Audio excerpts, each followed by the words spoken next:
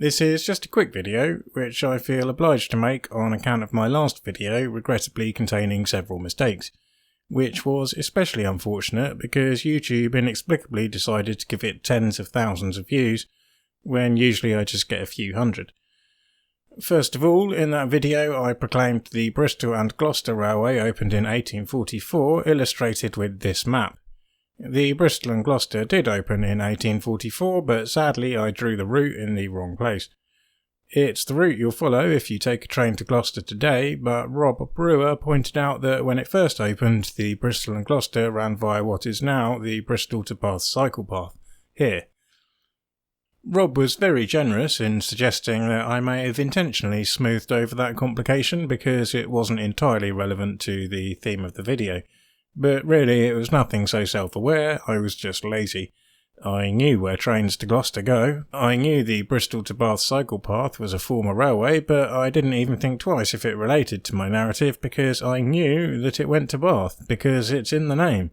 It's not called the Bristol to Gloucester cycle path, is it? Why would I bother to research that any further? Job done. Whoops. A quick check of the map shows the railway branched at Mangersfield.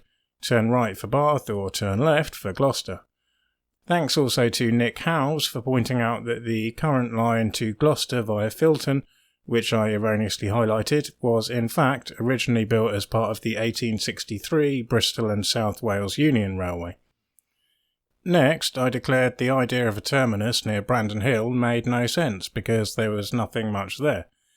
Thanks to Nick Jenkins in the comments for pointing out a logic that I had completely missed. The idea was to serve the Royal Western Hotel, the facade of which survives here, to beautify a 1970s building called Brunel House, now used as student accommodation. The original hotel was designed and built in 1840 by Brunel and local architect Richard Shackleton Pope, also responsible for other major local buildings like the Wool Hall and Bush House, aka the Arnolfini.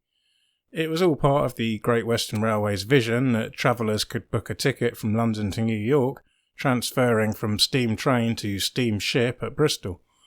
Now, I still don't think this was the most compelling scheme, but that's probably because I have the benefit of hindsight, and I know that transatlantic steamers never really used Bristol as their base because the route in and out of the harbour was too small for them. But I do have to admit it makes Brandon Hill Station more logical than I gave it credit for. The one small flaw in this theory is that the internet tells me that the hotel closed in 1855, so an 1862 railway proposal couldn't really have intended to serve it per se. Still, it does seem feasible that it intended to serve onward passenger connections via the harbour more generally, which is a possibility I had overlooked. Finally, I claimed that after 1863 there were no more serious proposals to bring mainline rail into the heart of Bristol. This was also completely wrong, and again I have no excuse, it was just inadequate research. Thanks to David Bromwich, I hope I said that right, for pointing out the 1882 Bristol and London and South Western Junction Railway.